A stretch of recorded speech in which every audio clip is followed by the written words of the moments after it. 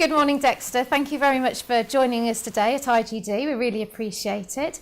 I'm very much looking forward to you talking to us about the subject of influencing. Indeed. Thank you for inviting me to have this chat. Absolute pleasure. So can you just tell me a little bit of background about yourself? About me. A few years ago, more than I care to remember, I started in advertising. And I suppose that's when my love of words came about with advertising. And then from advertising, I moved into property. I didn't like being a estate agent. I hated being an estate agent. And I hated the duplicity of, getting a bid and saying, I've got a higher bid, will you up yours? But what I did like was matching a person's needs with the properties that I had. And I suppose it was the first life lesson that I learned, that when you understand somebody's emotional needs, then you can influence and persuade them.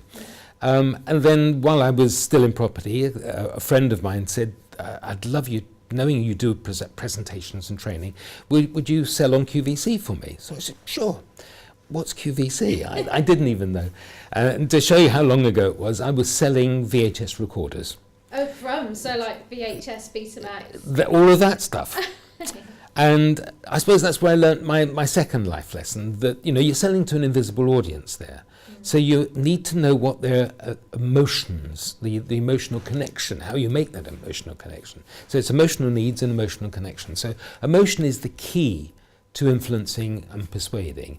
And that's where it's led me today. I work with various organisations like Dale Carnegie, where I was trained to be a trainer, and other organisations where understanding what people's motivations are is how you influence, persuade them to your point of view.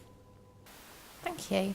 And do you think that influencing is a skill that everybody in the workplace should need? It's essential. Whether you're an executive or whether you're on the shop floor, whether you're selling a product or you're selling a concept, when you're selling yourself, we're all selling ourselves.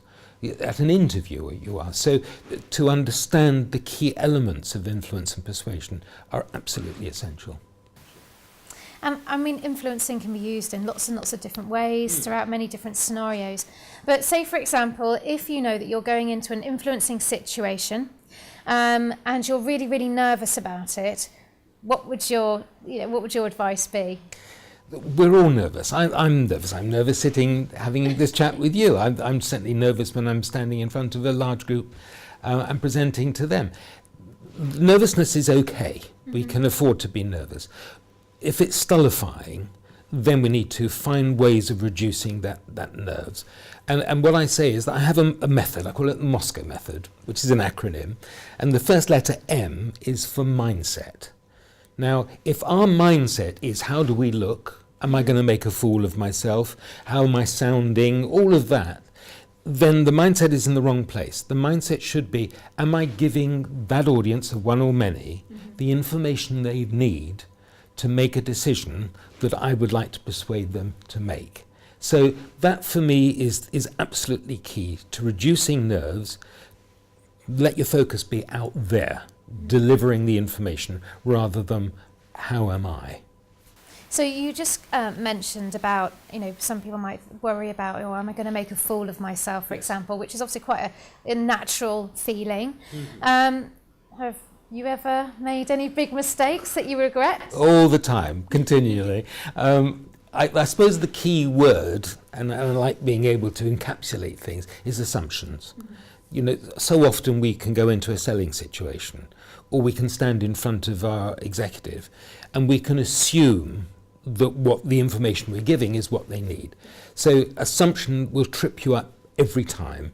And I remember a situation where I was presenting a seminar, and I asked this question. In fact, I stated this: there is no such thing as a unique selling point. And to illustrate it, I asked if there were any accountants in the audience. A couple of people put their hands up, and I said, what's your unique selling point? He said, customer service, we look after our clients, our attention to detail. So I asked the other accountant, do you do the same thing? Of course we do. No unique selling point. Point made. And then a hand goes up at the back of the room. I have a unique selling point. Yeah, what's that? We analyse moon rock. Yes, okay.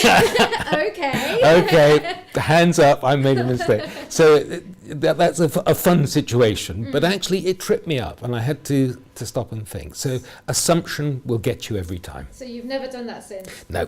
Mind you, there aren't that many people analysing moon rocks. This is a very good point, very good point. So I guess a real burning question, you must get it all the time. What's your number one top tip for influencing? Apart from understanding people's emotional needs, which is absolutely key, be authentic. And also know your material. Authenticity comes from really being interested in other people. There's a Carnegie phrase which says, try honestly to see things from the other person's point of view. When you do that, and you know that you're delivering information that's going to be helpful to you or to them, then you're being authentic. So that's my number one rule. Always be authentic, understand what people's needs are, and try as much as possible to fill that need. That's brilliant. Thank you so much, Dexter, for joining us today. That's all we've got time for. And thank you very much to our viewers as well for joining. If you're interested in booking onto any of our training events, please do go onto our website. And also please have a look at our on-demand learning hub, where you'll find a selection of lots of different videos on different topics to help you upskill at your convenience. Thank you ever so much, Dexter. My pleasure.